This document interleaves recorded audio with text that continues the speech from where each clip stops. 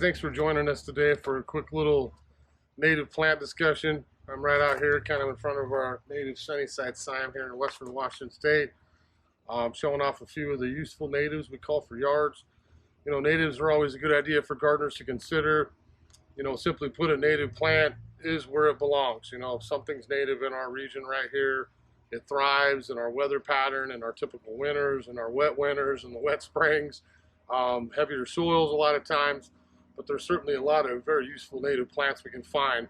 Sunnyside is by no means, you know, a native nursery. We carry a lot of plants around here.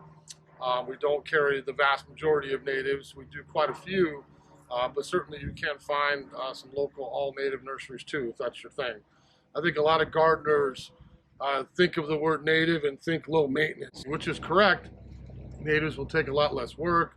Again, following our typical weather cycle, going to need less water. They're more drought tolerant in the summer. You know, us in western Washington here, again, wet, wet, wet, dry in the summer, sometimes a little cold snap here and there. We know these native plants are going to thrive in our area. Now, there's a lot of cultivars of native plants, and I'll leave that up for each gardener to decide on their own. You know, we call those nativars, you know, kind of cultivars of native plants. Maybe they have a little different foliage, a little different flower, a little different leaf.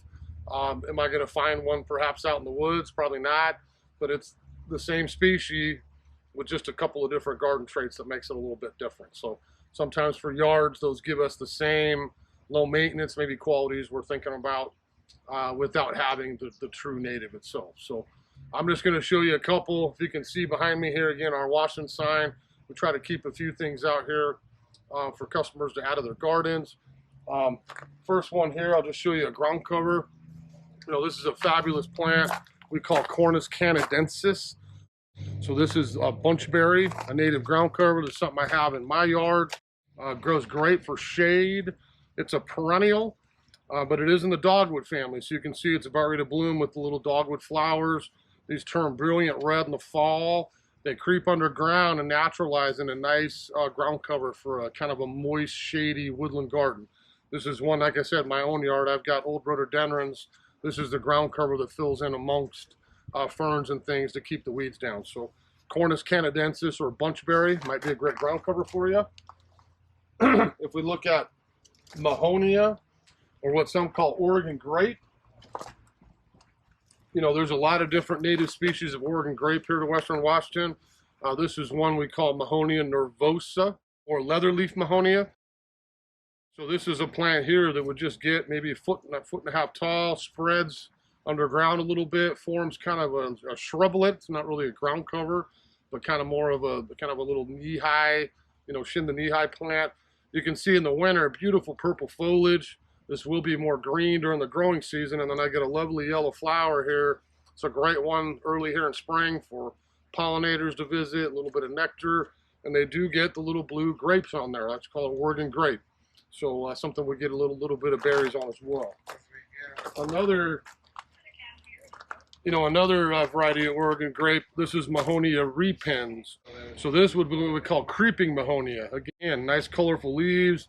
This does get that same yellow flower, but one again that will sprawl very slowly, very drought tolerant like all Mahonias, and would fill up some area either in that kind of part shade, part sun locations in the yard. We can also get regular, larger Mahonia if you want more of a shrub. We have regular Oregon grape and, again, compact Oregon grape. Those will both be, again, useful natives to consider adding into a typical local landscape here. There are quite a few good ferns we can do. Just to show you a couple, we have our maidenhair fern. This is one of my favorite plants here in spring. We get the dark black stems, the little top-heavy foliage. These are perennial, so they disappear here in the winter. They've just woken back up here for 2025. But again, if I've got a woodlandy, shady garden with some moisture, these would not be drought tolerant, but be great to plug underneath a lot of our evergreens and other plants in the yard. So maidenhair fern is very nice. If you want to go evergreen, we would look at either one of these two. Now this would be our native deer fern, so a little bit finer texture. This is not one, again, it's going to get very big. I have this in my own garden as well. You're looking at something maybe a foot and a half tall at the most, and a nice bushy evergreen. You can see the new fiddleheads are starting out over again here for spring. If we want to, a lot of the evergreen ferns will go through late winter and remove all the old growth and just open up room for brand new. We don't probably need to do this every year, but if any of your evergreen ferns, natives like these, are looking a little tired, it's very easy to go in and get all the old fronds out, let those fiddleheads take over, and we've got a brand new plant heading in. So that's deer fern, or what we call blechnum.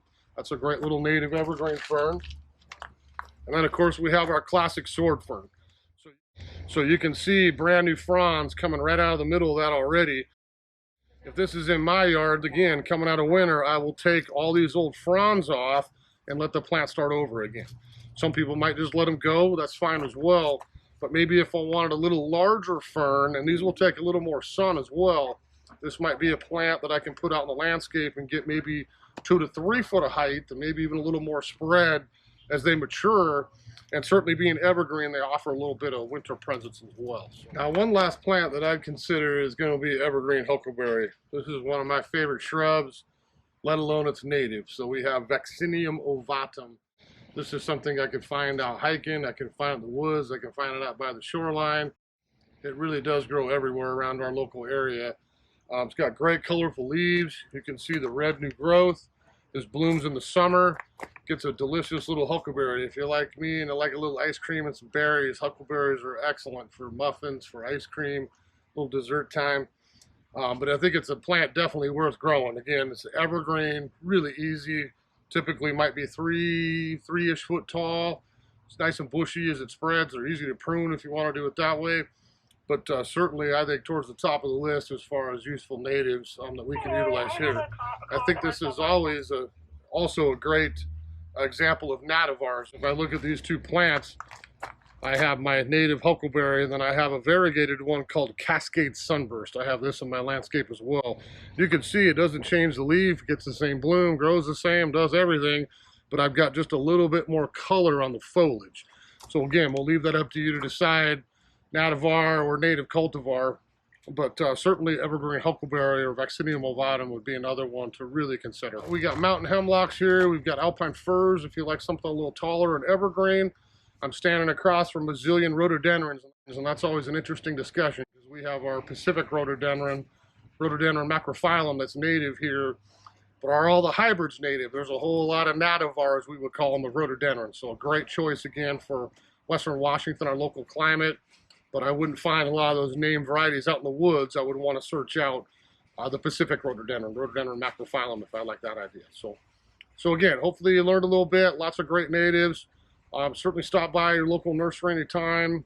Places like Sunnyside would have quite a few useful natives in stock. And if you're going hardcore native, search out some of those native nurseries. There's lots of local ones here in the area that would only care native plants. And when you get into a lot of the perennials and wildflowers, that might be an option as well. So thanks for joining us. We'll see you again soon.